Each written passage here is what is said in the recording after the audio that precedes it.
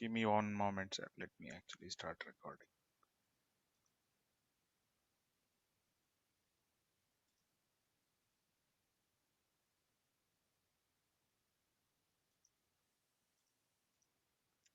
We are live now, sir. Yeah, Hari Om, Namaste to all. Prostrating at the lotus feet of Brahmanishta Sadguru, Shrotriya Sadguru Swami Virajeshwara Saraswati, and the entire Guru Parampara on behalf of all of us. Today's discourse on Viveka Chudamani will continue with Mangalacharana Shloka. Om Shri Ganeshaya Namaha. Om Mahasaraswatyai Namaha. सदाशिवसमारम्भां श्रीशङ्कराचार्यमध्यमाम् अस्मदाचार्यपर्यन्तां वन्दे गुरुपरम्पराम् श्रुतिस्मृतिपुराणानामालयं करुणालयं नमामि भगवत्पादं शङ्करं लोकशङ्करं शङ्करं शङ्कराचार्यं केशवं बादरायणं सूत्रभाष्यकृतौ वन्दे भगवन्तौ पुनः पुनः सर्ववेदांत सिद्धांत गोचरम तमगोचरम गोविंदम परमानंदम सद्गुरुं प्रणतोस्म्यहम् ओम नमो भगवते विराजेश्वराय हरि ओम. Today the verse number 241, shloka number 241 will commence of the Viveka Chudamani. Before that, one or two small things I have to make myself very clear. At the outset, in the last week's discourse, there was a mistake committed from my side without my knowledge, while in the context of taking Sri Yajnavalkya Maharshi name, wherein he discusses the highest Atma Tattva, Brahma Tattva Vichara with his wife, I wrongly spelled the name of his wife as Gargi. Actually, it is the second wife of Yajnavalkya Maharshi, that is Maitreyi. Maitreyi also was more interested to know about the Brahma Tattva, and she starts questioning the husband. So the wife is Maitreyi, not Gargi. But Gargi, the name, the lady, saintly lady, it is referred in the Upanishad as Brahmavadini, means she herself is a realized soul, a realized saint. So that lady is different. She also puts questions to Yajnavalkya Maharshi. So the saintly lady, Gargi, is not the wife of Yajnavalkya Maharshi, but a Brahmavadini. So I stand corrected. This was noticed by one of our Guru Bandhus, who was kind enough to tell me the mistake committed from my side. I apologize sincerely for such small mistakes, but profound mistakes committed from my side.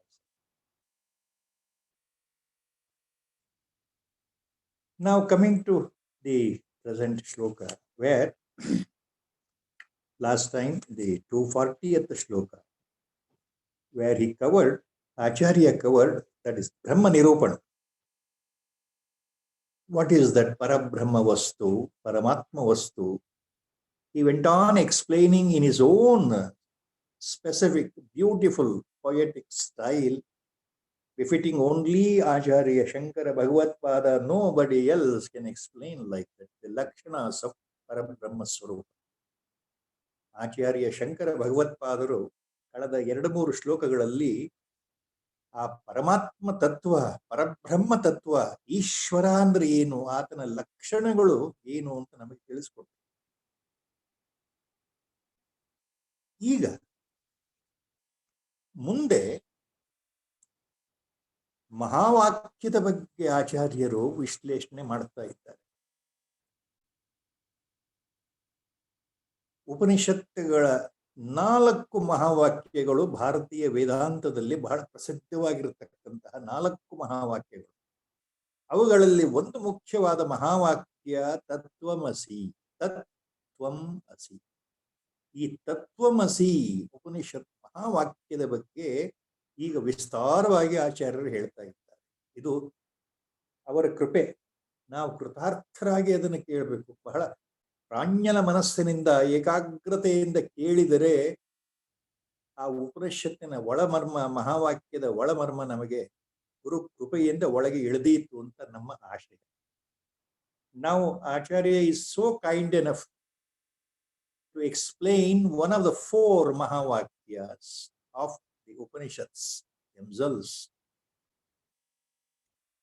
One of the 4 Mahavakyas at the central core of the Upanishad philosophy, Advaitic philosophy,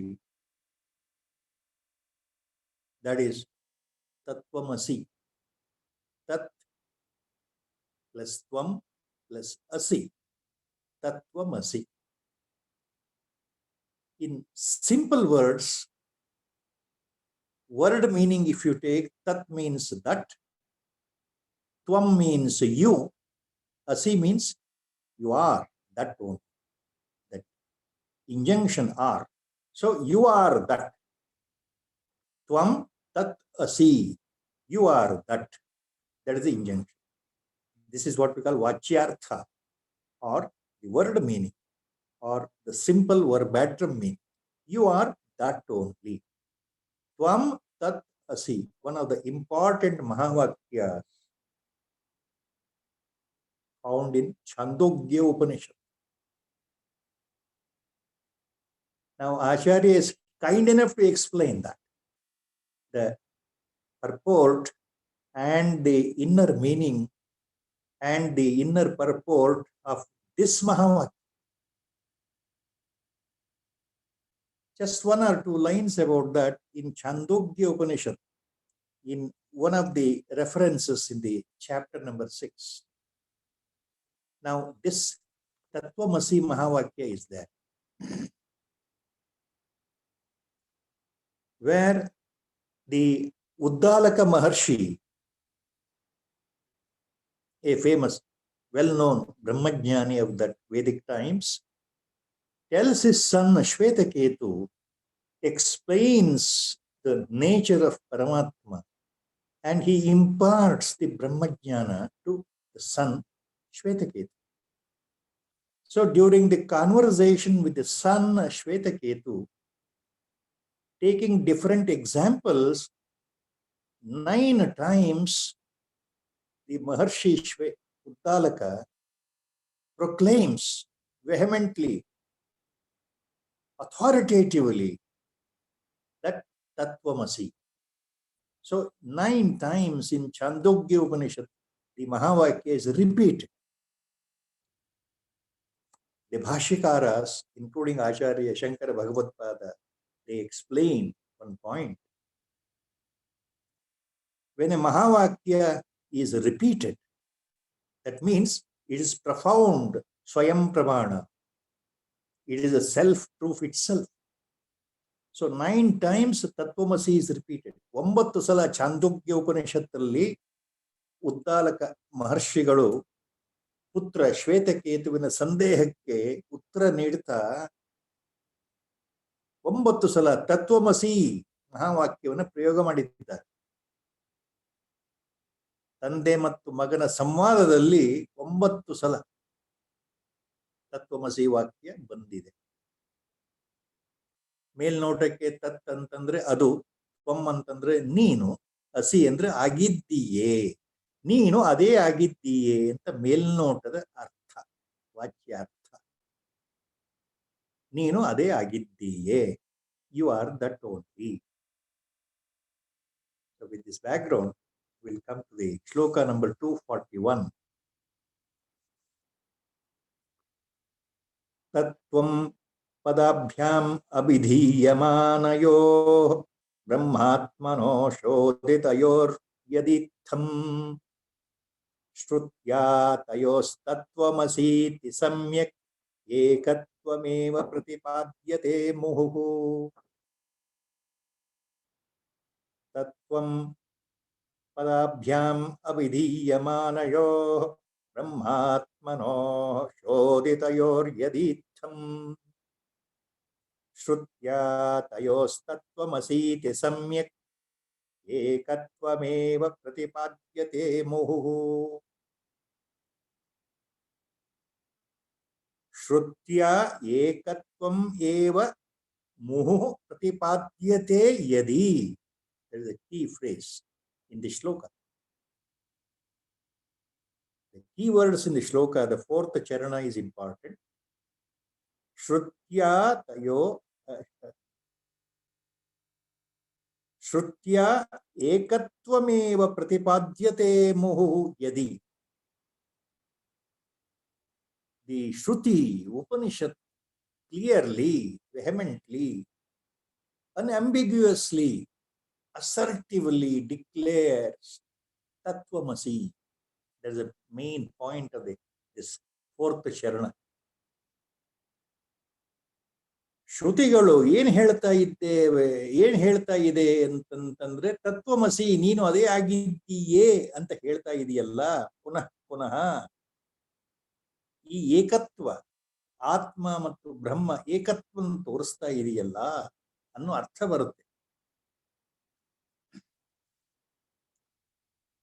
ತತ್ವಂ ಪದಾಭ್ಯಾಂ ಅಭಿಧೀಯಮಾನಯೋ ಬ್ರಹ್ಮಾತ್ಮನೋ ಶೋಧಿತಯೋರ್ಯದೀತ್ಥಂ श्रुत्या तयोस्तत्त्वमसीति सम्यक् एकत्वमेव प्रतिपाद्यते मुहुः. So it means very, now where Acharya is going little deeper with all seriousness. He says, ತತ್ ಮತ್ತು ತ್ವಂ ಈ ಎರಡು ಶಬ್ದಗಳಿಂದ ಅಥವಾ ಪದಗಳಿಂದ ಹೇಳಲ್ಪಡತಕ್ಕಂತಹ ನಿರ್ದೇಶನವಾಗಿರತಕ್ಕಂತಹ ಪರಬ್ರಹ್ಮ ವಸ್ತು ಮತ್ತು ಆತ್ಮ ಅಥವಾ ಆತ್ಮ ಅಂದ್ರೆ ಇಲ್ಲಿ ಜೀವ, ಪರಬ್ರಹ್ಮ ವಸ್ತು ಮತ್ತು ಜೀವ, ಜೀವಾತ್ಮ, ಅದು ನೀನೇ ಆಗಿದ್ದೀಯೇ ಅಂತ ಪುನಃ ಪುನಃ ಹೇಳ್ತಾ ಇದ್ರೆ, ಅದು ಒಂದು ವೇಳೆ ಹೇಳ್ತಾ ಇದ್ರೆ ಅಂತ ಈ ಶ್ಲೋಕದ ಅರ್ಥ ಅದು ಮುಂದಿನ ಶ್ಲೋಕಕ್ಕೆ ಎಡೆ ಮಾಡುತ್ತೆ.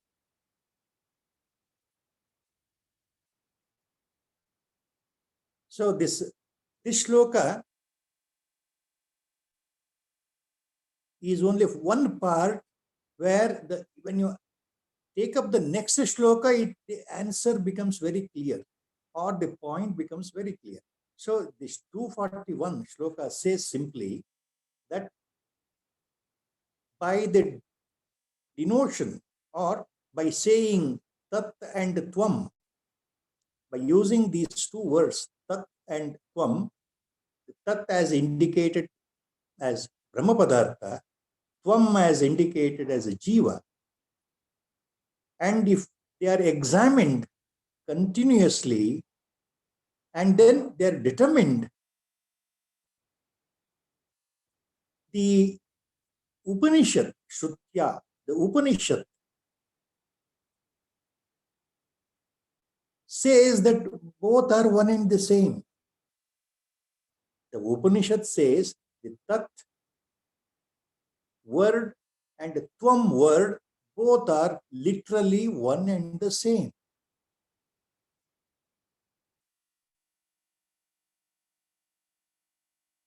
Tat ಮತ್ತು ತ್ವಂ ಈ ಎರಡೂ ಪದಗಳಿಂದ ಬ್ರಹ್ಮ ಮತ್ತು ಆತ್ಮನ ನಿರ್ದೇಶನವನ್ನ ಏನು ಮಾಡ್ತಾ ಇದೆಯಲ್ಲ, ಈ ಬ್ರಹ್ಮ ಮತ್ತು ಆತ್ಮ, ಆತ್ಮ ಅಂದ್ರೆ ಜೀವಾತ್ಮ, ಇವೆರಡಕ್ಕೂ ಏಕತ್ವವನ್ನು ಹೇಳ್ತಾ ಇದೆಯಲ್ಲ ಶ್ರುತಿ, ಪುನಃ ಪುನಃ ಬಾರಿ ಬಾರಿ ಹೇಳ್ತಾ ಇದೆಯಲ್ಲ, ಅಂದ್ರೆ ಈ ಎರಡೂ ಶಬ್ದಗಳು ಒಂದೇ ಅರ್ಥವನ್ನು ಕೊಡುತ್ತವೆ. ಬ್ರಹ್ಮ ಆತ್ಮ ಏಕತ್ವ ಭಾವವನ್ನು ತೋರಿಸ್ತಾ ಇದೆ ಅಂತ ಶ್ರುತಿ ಹೇಳ್ತಾ ಇದೆ. So the Shruti, that is here Chandogya Upanishad, actually it is referred, Shruti means Upanishad. So according to Acharya Shankara Bhagavad-pada, the Shruti, that is Chandogya Upanishad, clearly, repeatedly mentions that there is ekatva bhava, there is oneness between the Brahma and Atma, that is Parabrahma Vastu and Jivatma. In other words, Paramatma and Jiva. Atma here refers to Jiva, individual entity. As the body is observed, as the body is seen. So that is the Jivatma inside, in this body. And Paramatma outside, invisible. So both are one only. This is what the Shruti repeatedly says. And if it is true, Acharya says, Shrutya ekatvam eva pratipadyate muhu yadi. So the yadi word comes here. So if the Shrutis say like this, that means if the Shrutis, whatever they say it is true, if the Upanishad is true, Acharya says like.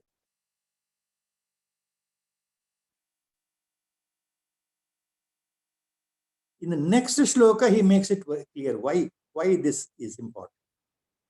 Why this is important. Aikyam tayor lakshitayor navachyayo nigadyate anyonyat viruddha dharmino khadyota bhanvorivaraj bhrutyayo upamburashyo paramanu mervo. Aikyam tayor lakshitayor navachyayo nigadyate anyonya viruddha dharmino khadyota bhanmoriva raja bhrutyayo upamburashyo paramanu mervo. ಈಗ ಹಿಂದಿನ ಶ್ಲೋಕದ ಕೊನೆಯ ಚರಣವನ್ನ ಮನಸ್ಸಲ್ಲಿ ಇಟ್ಕೊಂಡ್ರೆ ಈ ಶ್ಲೋಕ ಅರ್ಥ.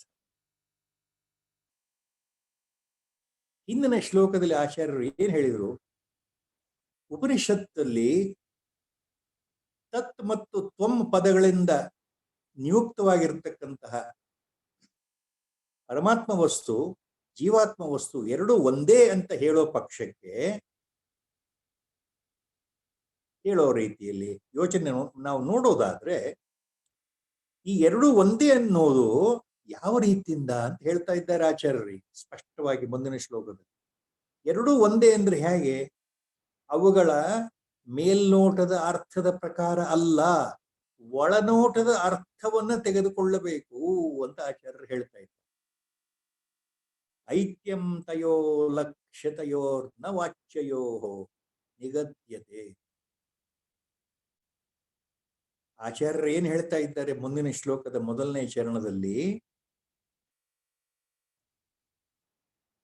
ಪರಮಾತ್ಮ ಮತ್ತು ಜೀವಾತ್ಮ ಒಂದೇ, ಪರಮಾತ್ಮ ಮತ್ತು ಜೀವ ಒಂದೇ ಅಂತಂತಂದ್ರೆ ಶ್ರುತಿ ಅಭಿಪ್ರಾಯದಲ್ಲಿ ನೀವು ಆ ಒಳಗಿನ ಲಕ್ಷ್ಯಾರ್ಥವನ್ನ ಗ್ರಹಿಸಬೇಕು, ಮೇಲಿನ ವಾಚ್ಯಾರ್ಥವನ್ನಲ್ಲ, ಮೇಲ್ನೋಟದ ಅರ್ಥವನ್ನಲ್ಲ. ಒಳಗಡೆ ಆ ಶಬ್ದಗಳ ಒಳಗಡೆ ಇರ್ತಕ್ಕಂಥ ಒಳನೋಟವನ್ನ ಗ್ರಹಿಸಿಕೊಳ್ಬೇಕು. ಆ ಒಳನೋಟವನ್ನು ನೀವು ತಿಳ್ಕೊಳ್ಬೇಕು, ಮೇಲ್ನೋಟದ ಅರ್ಥ ಅಲ್ಲ.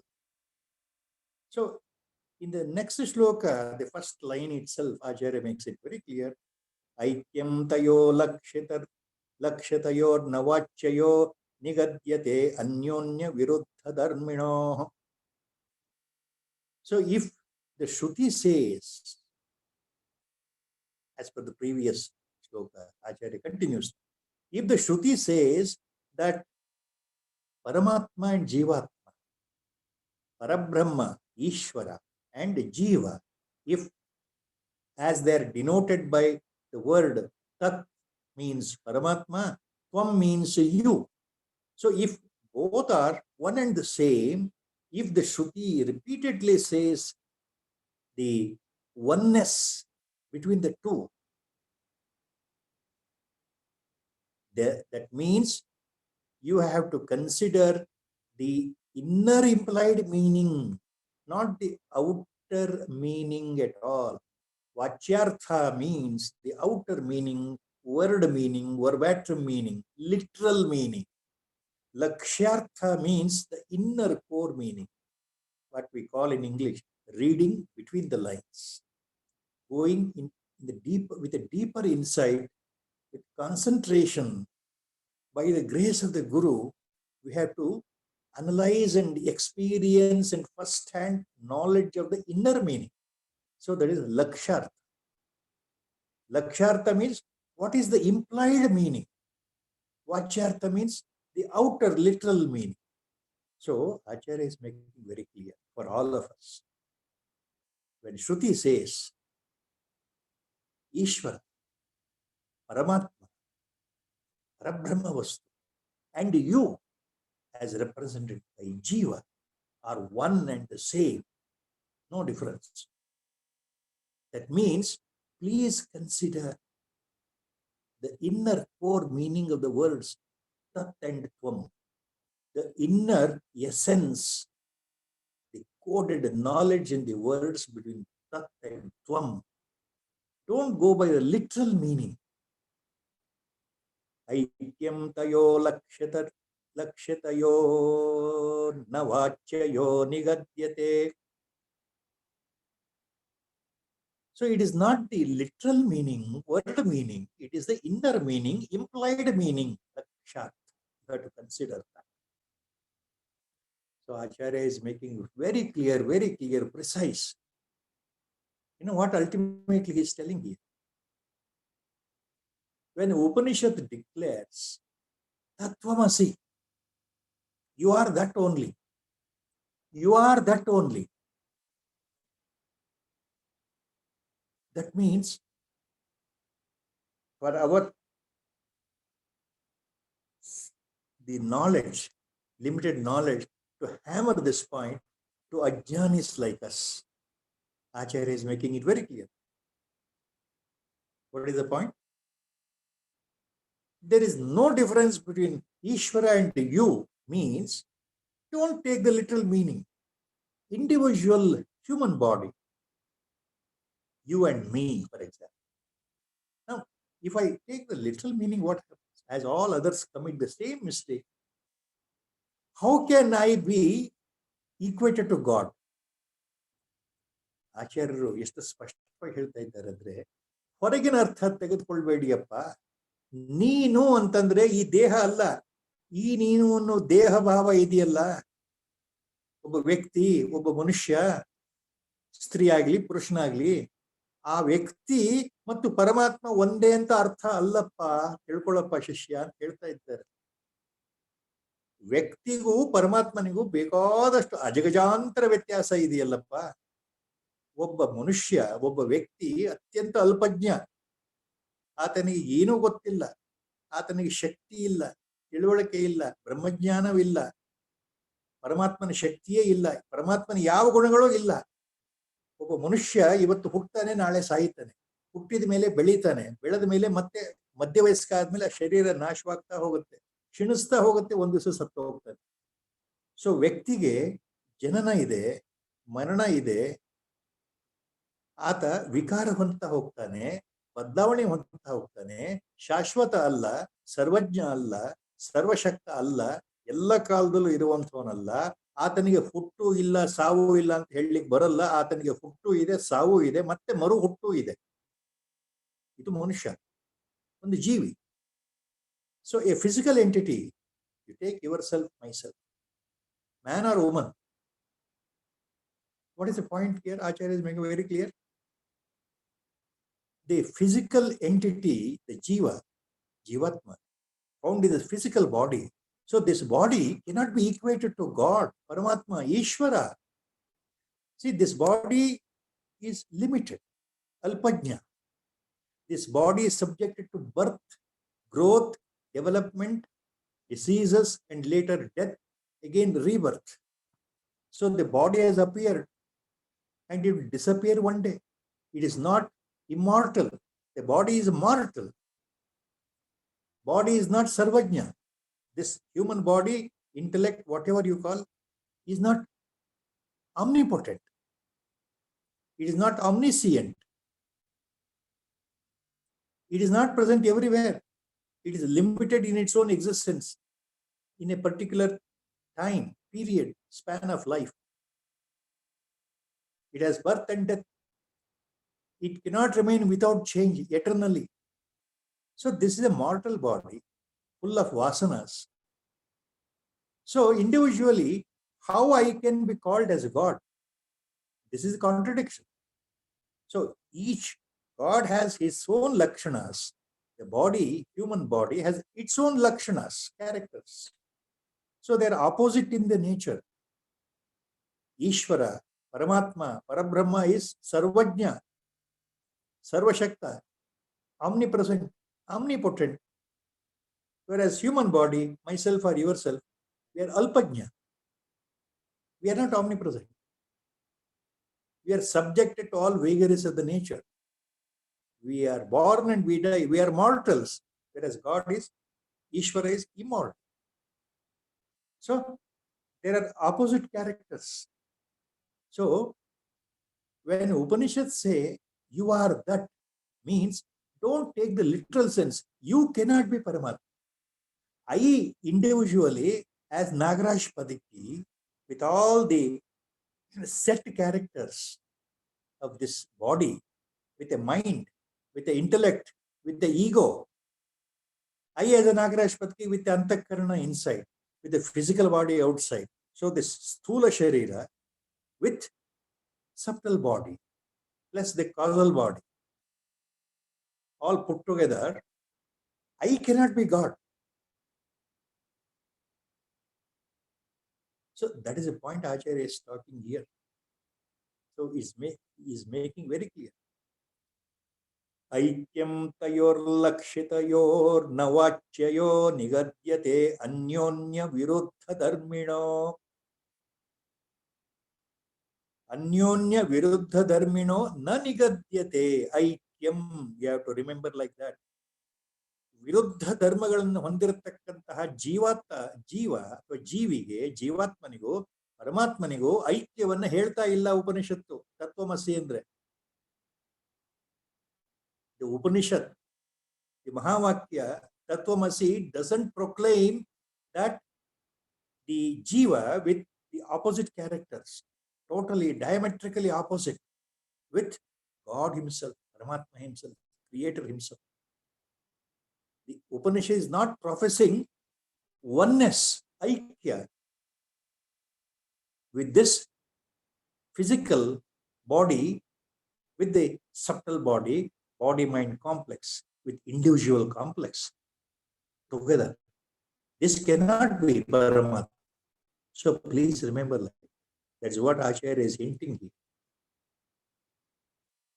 Acharya is hinting. So you have to take the implied meaning.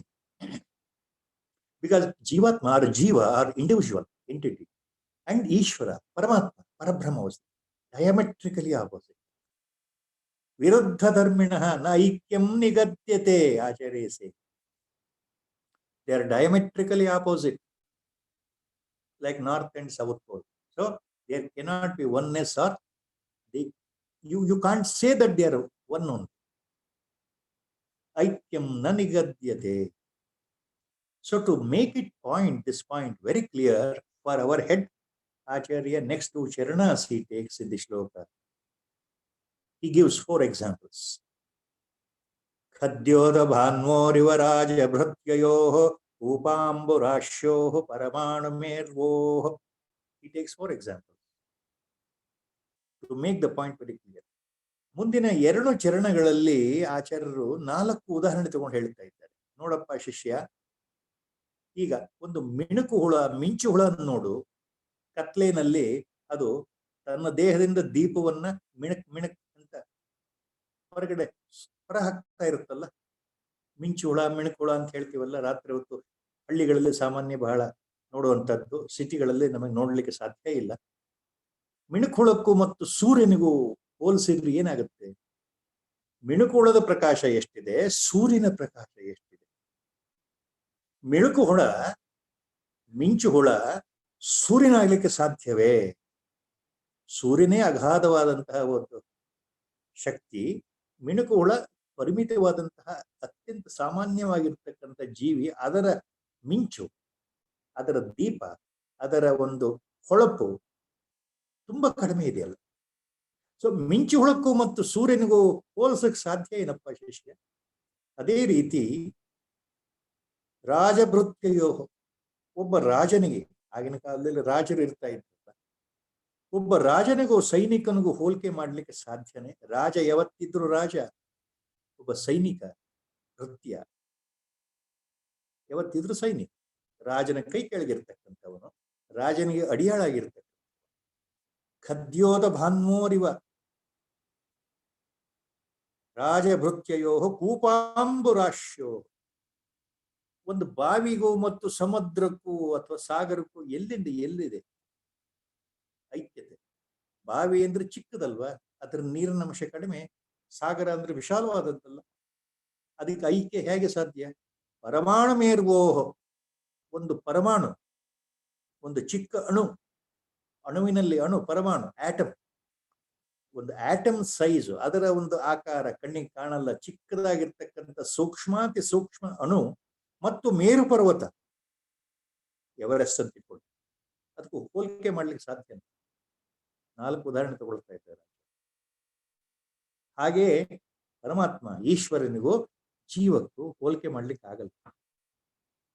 So Acharya is taking in the next 2 charanas 4 examples to hammer the point that literally you cannot be God. Literally you as an individual entity cannot be God. So he takes 4 examples. Khadyota bhanmorivaha. Khadyota means blower. Bhano means the sun. The glowworm emits very small amount of light from the body in the night time, especially in the villages, in the countryside, night times. City you may not be able to observe. Very small amount of light. Whereas look at the sun, huge amount. It's a vast expanse, a huge amount of light. So can we compare a glowworm to sun? Sun is vast. Glowworm is very small, very minute. Rajabhrutyayoho. Similarly, a king with all the power in his hand, can he be compared to his own soldier, who is an attendant, who is a server, who is a servant? A servant cannot be compared to the king. King is king himself. Servant is servant himself. Similarly, Kupamburashyo, the well with a small amount of water, can it be compared to the vast expanse, water body called ocean? Ocean is ocean. Well is only well. So there is no comparison as far as the amount is concerned, vastness is concerned. Paramanu mervo. Similarly, an atom, paramanu here, see the word already used in Sanskritam language. 5,000 years back only this word has come. Anu and Paramanu. Anu can be referred as a molecule, Paramanu is referred as atom. So the atom, smallest particle of the physical matter, cannot be compared to the Mount Meru.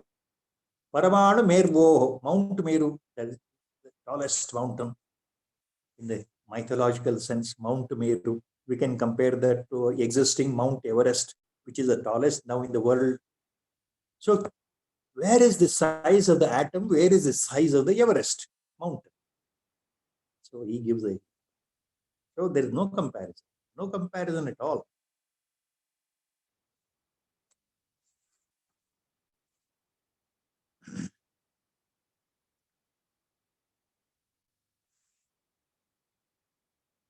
Next he continues. तयोर्विरोधो अयमुपाधिकल्पितो न वास्तवः कश्चित् उभादिरेशः ईशस्य माया महदादिकारणं जीवस्य कार्यं शृणु पञ्चकोशम्. तयोर्विरोधो अयम् उपाधिकल्पितो न वास्तवः कश्चित् उभादिरेशः ईशस्य माया महदादिकारणं जीवस्य कार्यं शृणु पञ्चकोशम्.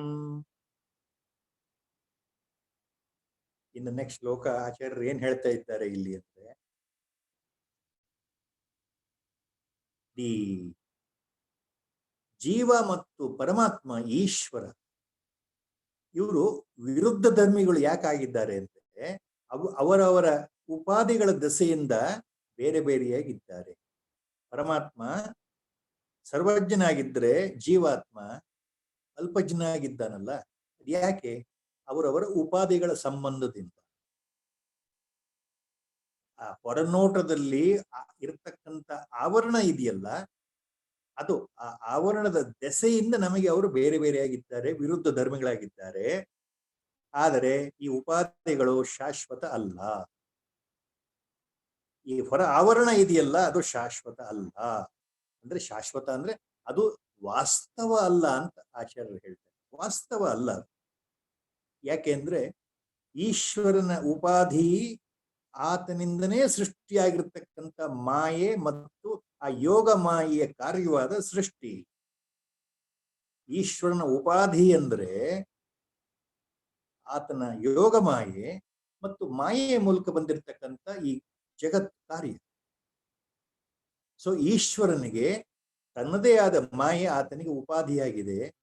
ಆದ್ರೆ ಈ ಜೀವಾತ್ಮನಿಗೆ ಈ ಪಂಚಕೋಶಗಳು ಸುತ್ತ ಹಾಕೊಂಡಿದೆಯಲ್ಲ ಆತ್ಮನನ್ನ, ಅದು ಆತನ ಉಪಾಧಿಯಾಗಿದೆ, ಆತನ ಆವರಣ ಆಗಿದೆ. ಆಚಾರ್ಯರು ಹೇಳ್ತಾರೆ. ನಾವು ಆಚಾರ್ಯ ಸೇಯಿಂಗ್ ತಯೋರ್ವಿರೋಧೋ ಅಯಂ ಉಪಾಧಿ ಕಲ್ಪಿತಃ ನ ವಾಸ್ತವಃ ಕಶ್ಚಿತ್ ಉಪಾಧಿರೇಷಃ. ಉಪಾಧಿ means superimposition, limitations, in other words. Superimposition, upadhi. ತಯೋರ್ವಿರೋಧೋ ಅಯಂ ಉಪಾಧಿ ಕಲ್ಪಿತಃ ನ ವಾಸ್ತವಃ ಕಶ್ಚಿತ್ ಉಪಾಧಿರೇಷಃ. So the difference what we find in Ishvara, Paramatma and individual entities due to upadhis, due to superimpositions, due to the outer limitations, what we notice. What is the superimposition? It is not real. Na vastavaha kaschit upadhireshah, Acharya says. This imposition is due to Maya only. It's our own man-made imposition. So it is not real. Na vastavaha kaschit upadhireshah. Yeshah upadhi na vastavaha. They are not real. This superimposition between Ishvara, Paramatma and human body is not real. It's not na vastava. It's really not real. It appears that they are different. Outwardly they appear to be different because of upadhis. What is that? Next he concludes that in the next two charanas. Acharya says, look, disciple, ಈಶಸ್ಯ ಮಾಯಾ ಮಹದಾದಿ ಕಾರಣಂ ಜೀವಸ್ಯ ಕಾರ್ಯಂ ಶೃಣು ಪಂಚಕೋಶಂ.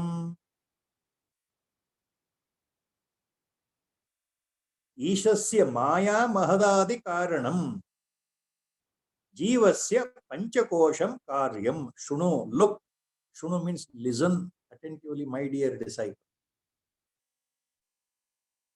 For Ishvara, the superimposed outer limitation, superimposition, is his own Maya Shakti, his own Yoga Maya, by which, or Avyakta or Mula Prakriti, the entire creation, Mahat Adi, Mahat Ahankara, Tanmatras, 5 Tanmatras, the subtlest 5 elements, and from 5 Tanmatras, 5 Panchabhutas, the subtle 5 elements, and then Ahankara, everything is created. In the Samashti level, collective level, from Ishvara, the Maya emanates, and the Maya is under the control of Ishvara. And the Maya is responsible for the creation, one by one, Mahat Tattva, followed by the 5 gross, subtle elements, Panchabhutas, then Ahankara. Mahat means the cosmic intelligence. Ahankara, cosmic Aham Tattva. So from there the Srishti creation continues. So Acharya says, so what is the upadhi for Paramatma, Ishvara, God? The upadhi for Paramatma is his own Maya and the effects of the Maya. The effects means the results of its own the Maya and the effect. The result is the creation itself. So Maya and its effects are the Upadhi for Ishvara. But what about Jiva? Jivasya karyam shunu panchakosham. So the Upadhi, the outer limitation covering for Jiva is his own panchakoshas. So the Jiva is completely covered by 5 sheets. So the 5 sheets forming the human body, complete in toto, body-mind complex. Body-mind complex is nothing but 5 sheets. So the 5 sheets, this physical body and the mind, intellect, ahankara, antakarana put together, they form the body-mind complex, correct? So this body-mind complex with the 5 sheets made up of the outermost Annamaya Kosha, gross body, then Pranamaya Kosha, inside, everywhere, traversing, that is Prana Shakti, Pranamaya Kosha. Then you have Manomaya Kosha, that is the chief part of the Antakarana, the mind, powerful Indriya, mind, Manomaya Kosha. Mind also includes Chitta here.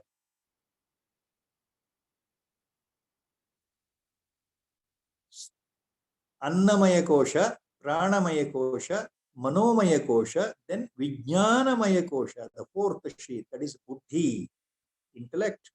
Buddhi also goes with Ahankara, ego. Ego, Buddhi go together. They form Vijnanamaya Kosha. Finally, the Anandamaya Kosha.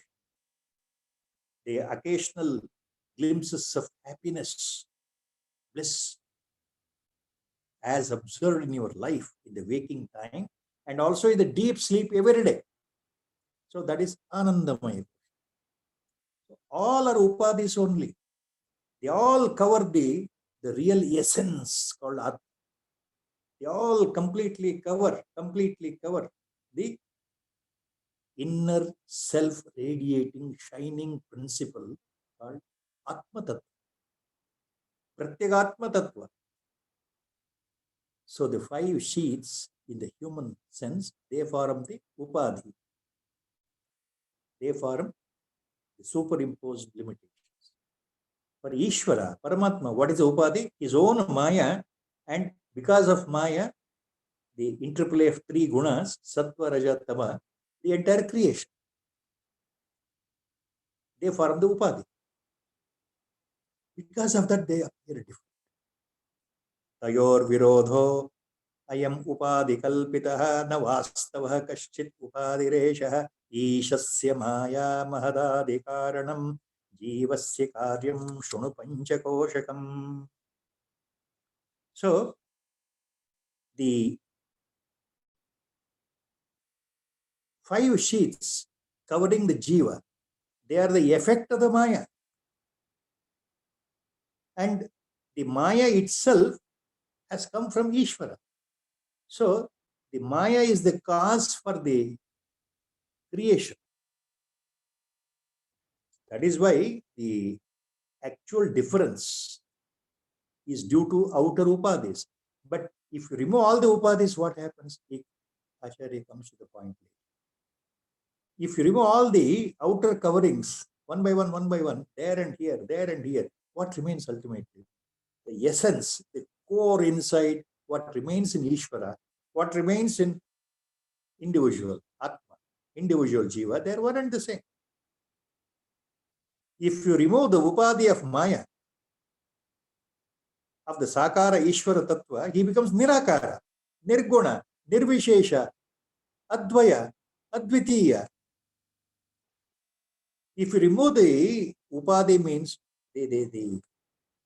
his own power called Maya and the entire creative force of Maya, if you subtract it, if you remove it, what remains of Ishvara? Then the Sakara, Sagunakara, Parabrahma Tattva, Sakara Parabrahma Tattva, with a name and form, that Ishvara disappears. And Ishvara, without his own Maya covering, without the Upadhi, what happens? He remains totally primordial, Moola Sanatana Avyakta, Nirvishesha, Nirvikalpa, Nishkriya, Advaya, Niranjana, Nishkalang. He remains most invisible, uncomprehendable, undescribable, cannot be understood by the mind and buddhi and your ego, whatever it is. He is beyond all the limitations, means you cannot reach him at all by your thinking, by your own limitations. So our limitations are the 5 sheets. You remove that, our limitations, I shine purely as Atma Sarupa, self-shining Atma Sarupa. So the inner essence, the inner pure Chaitanya here is Atma Sarupa, that is Pratyagatma. And the same Pratyagatma is there in Ishvara also. So they are one and the same. Not with all the upadhis added, with all the imposition added. Now, you cannot say human body, physical body with the mind-body complex is equal to Ishvara. No. There is a simple saying in Veda. Individual man or say human entity is called Alpajna, Vedanta says. Alpa means totally limited in everything, cannot be compared to God. In all aspects, the human entity is totally limited. Alpa, limited. Jna means knowledge. Sarvajna. Sarva means all in all, everything. Sarvajna means the full knowledge of everything. No unlimited knowledge, unbound. You cannot comprehend. So Ishvara is called Sarvajna. Jiva is called, the human entity is called Alpajna. Alpajna, Sarvajna. Please remember, simple Vedantic substitute. The words in the Alpajna and Sarvajna. Sarvajna is Ishvara, Alpajna is human entity. Please consider like that. You remove the Alpa, here Sarva from there, only Jna remains, common factor to both. If you remove Alpa from Alpajna, remove Sarva from Sarvajna, ultimately only Jna remains. Jna means pure knowledge, pure essence of awareness, the total, pure, unlimited, unimaginable, uncomprehendable, total, absolute knowledge, awareness. That is Jna. So that is the point. So outer, if you take the outer upadhis, there is no comparison. Man cannot be God. The person sitting in front of you, if he claims that he is God, that is the greatest foolishness. The body cannot be God. Neither you can be God as an individual body. Only the pure essence inside you, that pure Parama Chaitanya inside me, and the same supreme consciousness pervading the entire universe, the same supreme consciousness present everywhere, inside and outside, it is nothing but only one. This cannot be compartmentalized. It cannot be divided into parts. It remains akhanda, chirantana, ekam, eva advitiyam, only one. The best, another Vedantic example here is taking the pot, empty pot, holding in the hand. So the inside space in the earthen pot, there is a space, empty space. We call it the Akasha. Akasha means space. Akasha means space. It is inside the pot. Outside also, around the pot, everywhere, the same Akasha Tattva is there. The space is there. Correct? Outside the pot also, the Akasha is there. Inside also it is there. So, as long as a pot is existing, the space inside is called Ghata, means pot in Sanskrit. Ghatakasha. space inside the pot, because the pot is existing as an individual entity. It is prepared by the potter. As long as the pot is existing, the space is called Ghatakash. And what is the outer space? Vast expanse, the whole Antariksha is called Vyoma. The entire space is called Mathakash. So the whole space is Mathakasha. The small individual space inside a pot is Ghatakasha. So this Ghatakasha is totally different. It is limited, very small when compared to the vast expanse of the space, correct? It is identified as Ghatakasha. As long as the pot is there, you break away the pot into pieces. What happens? When the pot is totally crushed, ಗಡಿಗೆಯಲ್ಲಿ ಒಳಗಡೆ ಇರೋ ಆ ಖಾಲಿ ಜಾಗಕ್ಕೆ ಘಟಾಕಾಶ ಅಂದ್ರೆ ಹೊರಗಡೆ ಸುತ್ತು ಇರತಕ್ಕಂಥದ್ದು ಆಕಾಶ, ಮಹಾಕಾಶ, ಮಠಾಕಾಶ. ಗಡಿಗೆಯನ್ನು ಪೂರ್ತಿ ಚೂರು ಚೂರು ಮಾಡಿದ್ರೆ ಒಳಗಡೆ ಇರತಕ್ಕಂತಹ ಖಾಲಿ ಜಾಗ ಇದೆಯಲ್ಲ, ಒಳಗಡೆ ಇರತಕ್ಕಂತ ಆ ಘಟಾಕಾಶ ಎಲ್ಲಿ ಹೋಯಿತು? ಆಕಾಶದ ಜೊತೆಗೆ ಸೇರ್ಕೊಂತು ಅಂತ ಹೇಳ್ತೀವಿ ಕನ್ನಡದ. So if anybody asks what happened to the space inside the pot when the pot is broken, does it remain as the individual space? No. Simply we say it merged. It became one with the outer space. That is exactly we have to remember that Tvam Asi.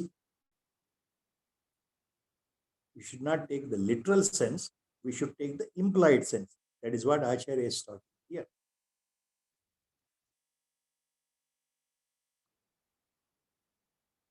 Eta upadi parajivayostayoh samyak nirasena parona jivaha rajyam narendrasya bhatasya ketaka tayorapohena bhatona raja.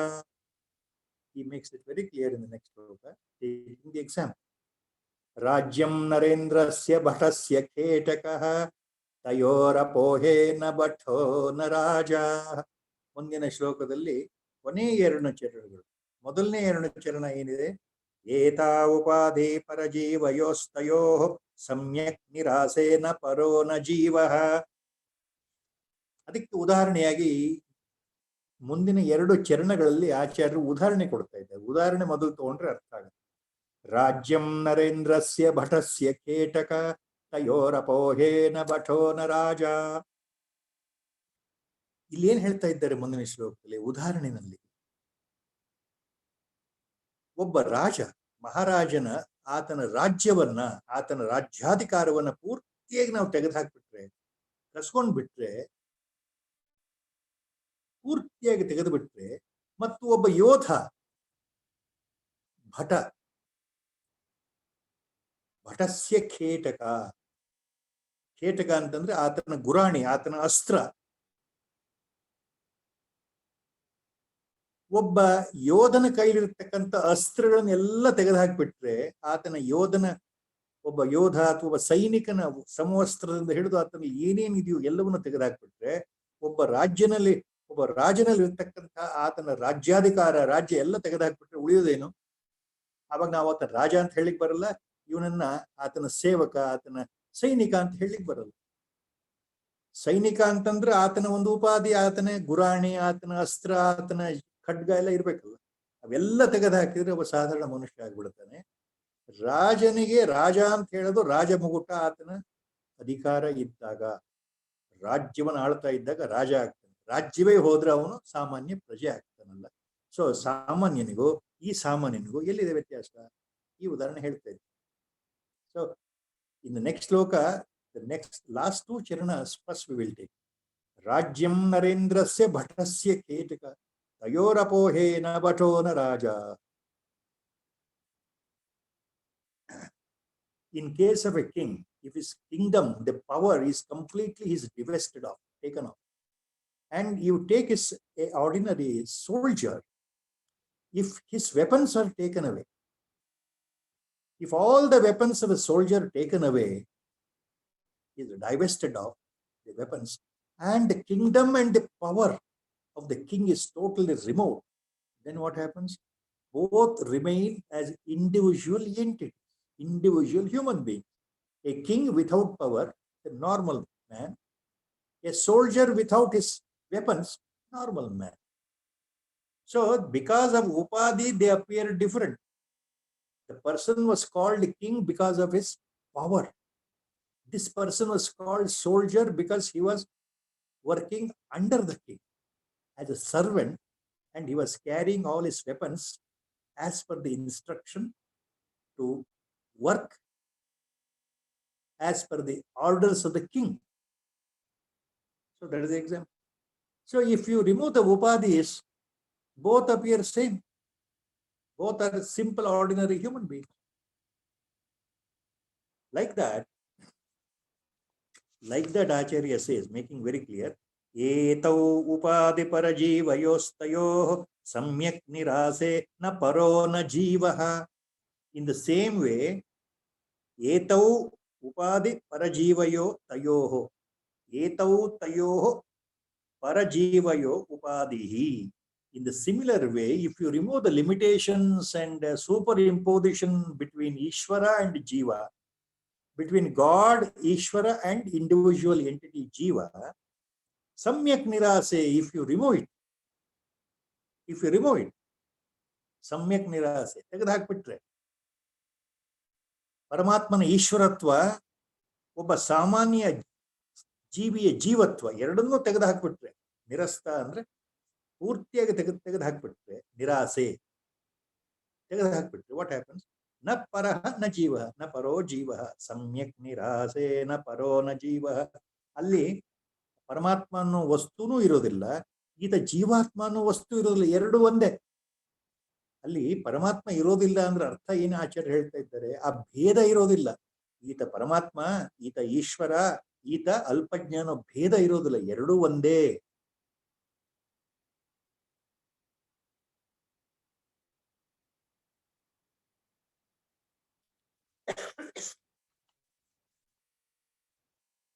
ಈ ಭೇದ ಇರೋದ್ರಿಂದ ಬೇರೆ ಬೇರೆ ಕಾಣ್ತಾ ಇದೆ. ಮೂಲತಃ ಬಹಳ ಏಕಾಗ್ರತೆಯಿಂದ ಅರ್ಥ ಮಾಡ್ಕೊಳಕ್ ಹೋದ್ರೆ, ಮನನ ಮಾಡ್ತಾ ಹೋದ್ರೆ, ವಿವೇಕದಿಂದ ಯೋಚನೆ ಮಾಡಿದ್ರೆ ಎರಡೂ ಒಂದೇ. ಪರಮಾತ್ಮ ತತ್ವ ಮತ್ತು ಈ ಜೀವಿಯಲ್ಲಿರ್ತಕ್ಕಂತಹ ಜೀವಾತ್ಮ ತತ್ವ ಎರಡೂ ಒಂದೇ ಅಂತ ಆಚಾರ್ಯರು ಹೇಳ್ತಾರೆ. ಮುಂದಿನ ಶ್ಲೋಕದಲ್ಲಿ ಇದನ್ನ ಮತ್ತೆ ಹೇಳ್ತಾರೆ. ಬಹಳ ಅಥಾತ ಆದೇಶ ಇತಿ ಶ್ರುತಿ ಸ್ವಯಂ ನಿಷೇಧತಿ ಬ್ರಹ್ಮಣಿ ಕಲ್ಪಿತಂ ದ್ವಯಂ ಶ್ರುತಿ ಪ್ರಮಾಣಾನುಗ್ರಹೀತ ಬೋಧಾತ್ ತಯೋರ್ನಿರಾಸ ಕರಣೀಯ ಏವಂ. ಅಥಾತ ಆದೇಶ ಇತಿ ಶ್ರುತಿ ಸ್ವಯಂ ನಿಷೇಧತಿ ಬ್ರಹ್ಮಣಿ ಕಲ್ಪಿತಂ ದ್ವಯಂ ಶ್ರುತಿ ಪ್ರಮಾಣಾನುಗ್ರಹೀತ ಬೋಧಾತ್ ತಯೋರ್ನಿರಾಸ ಕರಣೀಯ ಏವಂ. ಆದ್ದರಿಂದ ಈಗ ಉಪನಿಷತ್ ಹೇಳೋ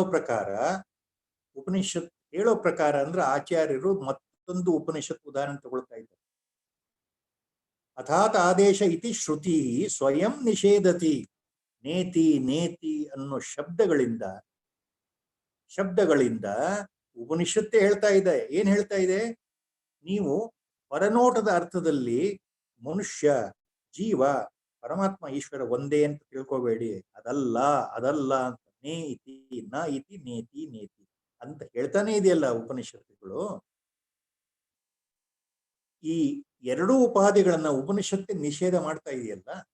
ಆದ್ದರಿಂದ ಉಪನಿಷತ್ ಮೂಲಕ ಉಂಟಾಗಿರ್ತಕ್ಕಂಥ ಜ್ಞಾನವನ್ನ ನಾವು ಸರಿಯಾಗಿ ಅರ್ಥ ಮಾಡಿಕೊಂಡು, ಆ ಉಪನಿಷತ್ ಹೇಳ್ತಾ ಇರೋ ವಾಕ್ಯಗಳನ್ನ ಸರಿಯಾಗಿ ಅರ್ಥ ಮಾಡಿಕೊಂಡು ನಾವು ಒಂದು ನಿರ್ಧಾರಕ್ಕೆ ಬರಬೇಕು. ಯಾವುದು? ಪರಮಾತ್ಮ ವಸ್ತು, ಪರಮಾತ್ಮ ತತ್ವ ಮತ್ತು ಮನುಷ್ಯನ ಒಳಗಡೆ ಇರ್ತಕ್ಕಂಥ ಈ ಜೀವ ತತ್ವ, ಆತ್ಮತತ್ವ ಎರಡೂ ಒಂದೇ ಅಂತ ತಿಳ್ಕೊಳ್ಬೇಕು ಅಂತ ಆಚಾರ್ಯರು ಹೇಳ್ತಾ ಇದ್ದಾರೆ.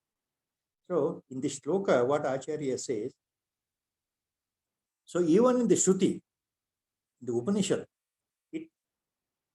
The Shruti says it completely, it forbids the imposition of duality in Brahma and Atmavastu or Jiva. Shruti completely, it forbids the duality, nature of duality between Jiva and Paramatma or Ishvara. So that neti, another important Mahavachanas of Shruti, says na iti, means this is not, this is not. So even the Upanishads make it very clear, means don't take outer literal meaning and compare and say individual entity, human body is equal, same as Paramatma. So that is exactly what Shruti says. With that knowledge, we have to understand this purport of Tattvamasi very clearly. This is what Acharya is hinting here in the shloka number 245. So with Guru Sankalpa, today's discourse we are stopping here. Sri Rama Jaya Rama Jaya Jaya Rama, Sri Rama Jaya Rama Jaya Jaya Rama, Sri Rama Jaya Rama Jaya Jaya Rama, Sri Rama Jaya Rama Jaya Jaya Rama. Hari Om Tat Sat. Om Namo Bhagavate Viraj. Hari Om Tat Sat. Thank you, sir. Thank you for the beautiful, beautiful rendering of Vivek Chudamani. Over and over again, every week, this has been happening by divine grace as a blessing upon all of us. Thank you so much. Hari Om.